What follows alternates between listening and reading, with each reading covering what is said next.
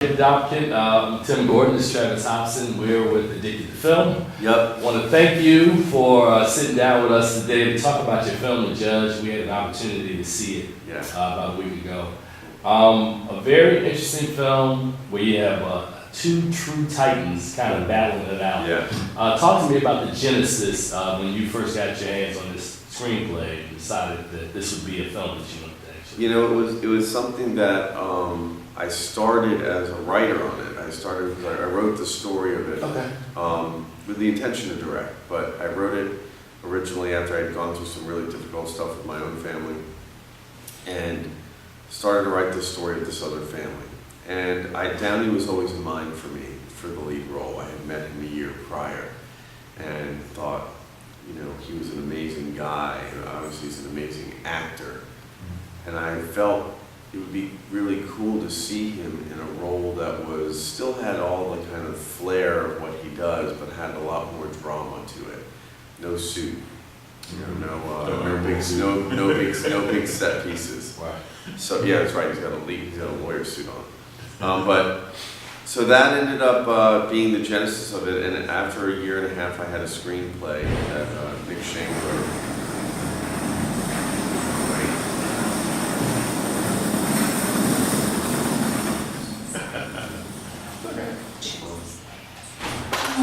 You can call the caterer if somebody else needs.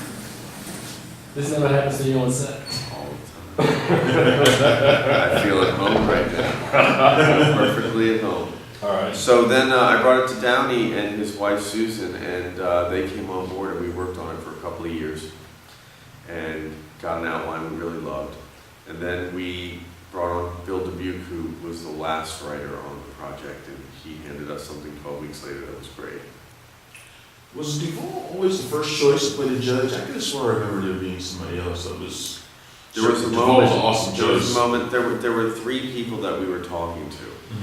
Mm-hmm. Nicholson was someone we were speaking to. That was awesome. And Duvall was, you know, the person that we really felt fit the role as written. And Nicholson wanted to do different kinds of work on the screenplay, and we really loved the script. And I think it was the right choice in the long run. I mean, there's no question.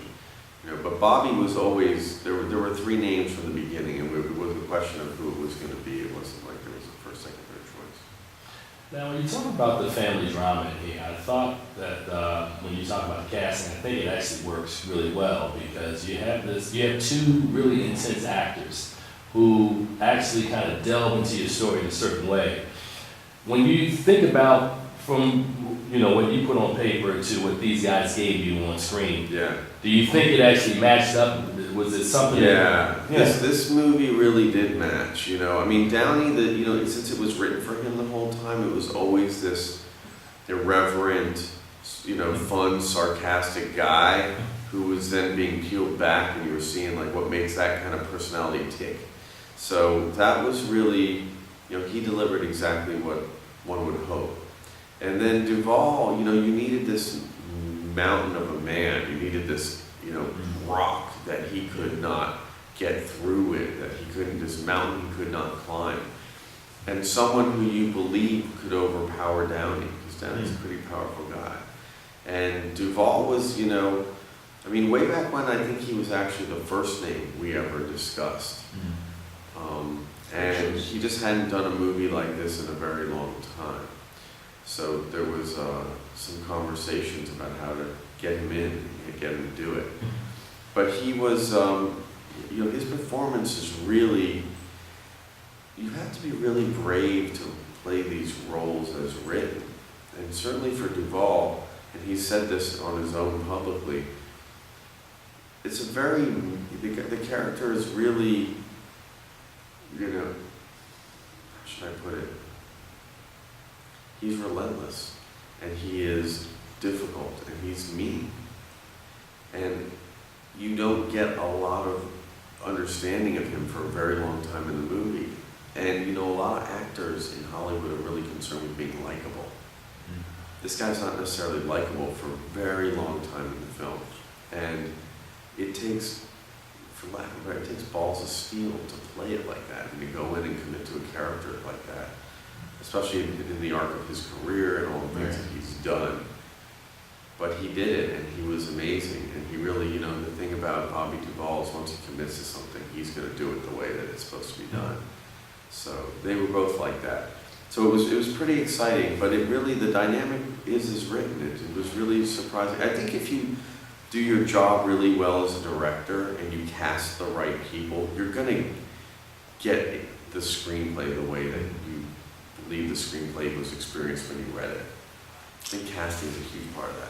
Yeah, casting is a huge part, and casting those two I think is perfect. And along the lines of what you were saying, I mean, both of their characters, for a while you're not quite sure whether or not you should like them. And that goes for Downey's character too. Oh yeah, absolutely. I'm glad you mentioned that because look with Downey, the thing you know that he's got going for him is he's funny. Right.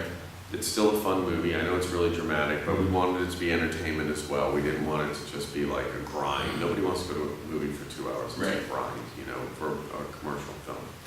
And so with Downey, even though you know he's being a bit of a jerk a lot of the time, you're laughing with him and you're kind of enjoying it. So even though he also was incredibly strong-willed and never cared about... Downey's amazing. He never cares about being likable. He somehow knows he's likable. He knows he's lovable. And you see inside of him there's a real person and there's something broken that's struggling and so you're with him even though he's behaving a certain way. You get that that's his behavior. And Duvall does a great job in the movie of letting you see some vulnerability. Just the audience, not his kids or anything, but we get to peek in and see a little bit of it early on too, and I think that makes him redeeming so you can stay with him. But yeah, I mean, they go for a long time with each other, like pretty hard. Yeah. As a guy who had his own, I had my own difficult situation with my father, so watching the film and some of the scenes, was there something from your background or something you observed that helped you kind of create that dynamic? I had that dynamic with my mother. Okay, now I wasn't going to do a mother-son relationship like that in a movie. Right. So, you know, no one wants to see that. But she and I had a very contentious relationship for my early years. And later on we were better as adults. But it was enough so that it was ingrained in me that when she fell ill and my father had already passed away, and it was all of a sudden my responsibility to parent my parent, along with my sister, that I was like, oh my God, I now need to be in this space with her where I'm physically closer, I'm emotionally closer. And the feelings that I had a lot of fear and trepidation about that. And I think a lot of it was really informed from my past, not what was happening in the present at all. But you have those feelings as a kid, you know, they're hard to get over. That programming is deep. So I think, you know, the week after she passed away, I wrote this story. I started to write the story, and I think that I was trying to reconcile, like, did I do a good job in those 2 years? Do I have regrets? Was I, you know, what was in my way? The other part of it is that my father was, here in D.C., was a very powerful and brilliant attorney at a big law firm here. And he was very loving to me, and he was a very sweet man. But I got in trouble a lot, and in trouble with the law sometimes, which you can imagine there was a little tolerance. When I would be sitting in the kitchen at night, having gotten in trouble or missing a curfew, and I was getting cross-examined by him, it was not unlike, you know, at least, you know, that dynamic was pretty intense. Being on the witness stand. Yeah, I was like, I better just tell the truth because this is just not going. It's not going to end well for me any way. I try to bullshit my way through it. So you went to school near here as well. Yeah. So I mean, did you ever think about setting the film here or maybe doing another film? This movie had to be, you know, I brought Wedding Crashers here. That was scripted as Boston, and I brought it to DC because I just felt like it would be more, I'd be more connected with their story. And I also wanted to get the politicians in. I wanted to get Carville McCain in the movie just for 1 second. Because, you know, so much is said at the beginning of the movie when you first see Walken and he's shaking hands with them and they're congratulating him in his daughter's wedding. I'm like, you already get it. You get it. He's an important, powerful person. So the whole rest of the movie, you're worried about them getting caught. Yeah. And that was never going to happen unless I was literally like 100 feet from their offices. And I could say, can you guys walk over and just shoot for like an hour? I was literally 100 feet. I was just a few blocks away, but we made sure we were close. So, but this movie had to be a Midwestern story. It really had to be. You know, we were trying to do something that felt almost like a novel, like a great American novel. You know, like if you had gotten it, if Steinbeck had written this, or Arthur Miller, or something like that. And we, you know, there are certain values that I may project. I remember growing up in Bethesda when it was there was nothing over 2-3 stories in that town. Wow. And I would ride my bike to the candy store, and it felt like a small town to me. And now it's like crazy. It's a city. It's a little city. So I think I projected into the Midwest this vision that was a little bit Norman Rockwell of like when people looked out for each other and knew each other and preserved these values. And so much of the movie is about Duvall protecting those ideas and those ideals, and I felt like it had to be somewhere that we looked at and we understood there was something special about it. It would have been a completely different movie. Yeah, it had to be a story of like, I wanted it to be big city, small town. You know, he had gone to the big city and he tried to impress his father and done all this stuff and become successful. And in his father's eyes, he still hasn't even gotten it. He's doing something that's actually worthless. And in his father's eyes. Yeah. Now, routinely we don't do sequels off of our big dramatic. Judge Chu, Electric Boogaloo. Well, I'm just saying, I love the dynamic, toward the third act where you see the evolution. Yeah. It would be nice to continue this tale, So cool. with Robert Downey Jr. Yeah.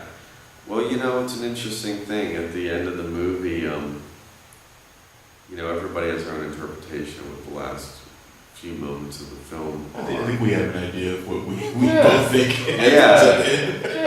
And it's kind of, we try to leave it open, but I have a couple times referred to the possibility, I will say, of the fact that the judge is actually the title of Robert Downey Jr. and not actually, the whole movie's about him becoming the judge. It's not about his father. It's pretty So- good. It's a superhero origin Yeah. story. Yeah. We didn't know. Now, when we do a crossover, Dale's Gold. The second one is Dale's Gold, right? What was it?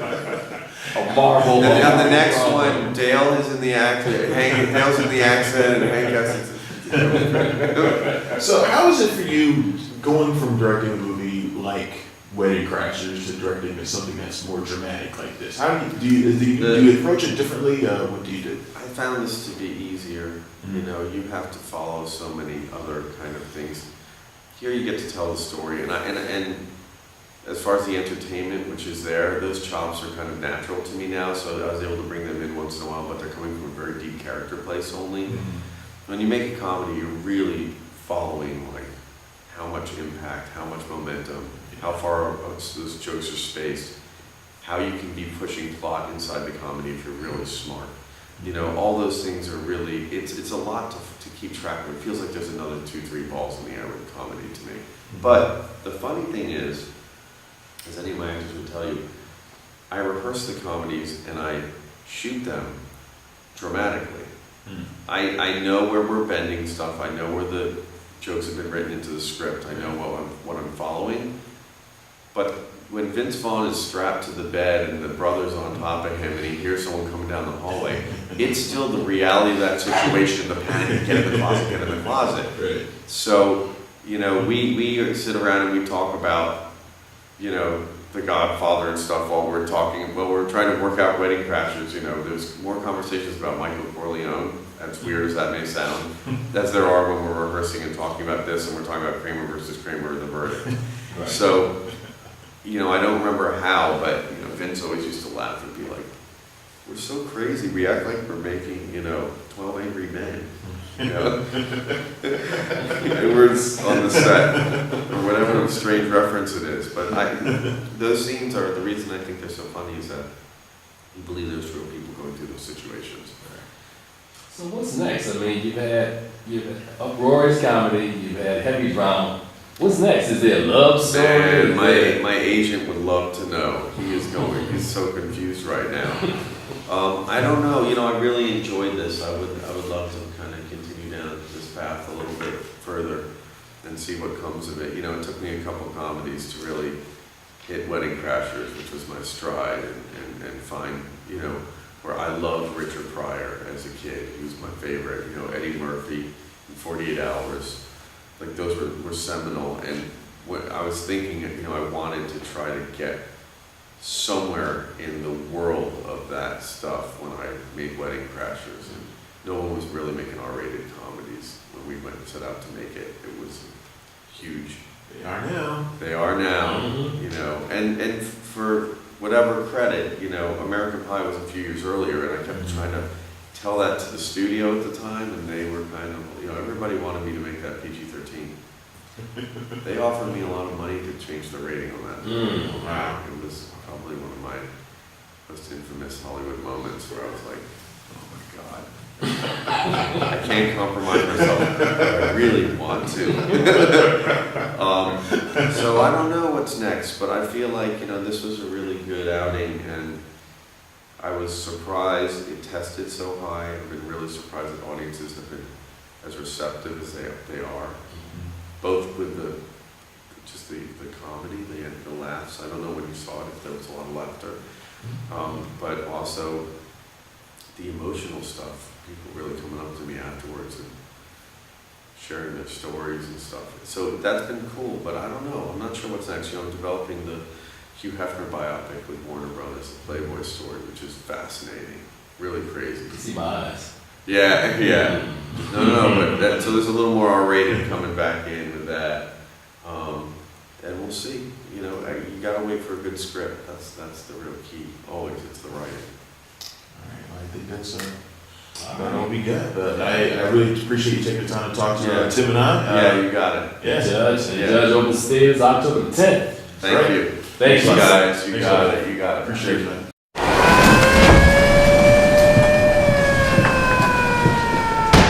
Why'd you pull me out of Boy Scouts? As punishment for blowing up the McCraw's mailbox with M80s. I was 13. That you remember. Oh, that. Old enough to know better. You didn't come to my high school graduation or college. Why? Jail time. Truancy. I was going to reward anything. I graduated from law school, for Christ's sake. As opposed to what, dropping out? Let me tell you something, okay? Here. I put a roof over your head, money in your pocket, clothes on your back, food in your mouth. Who paid for that college education? Your mother?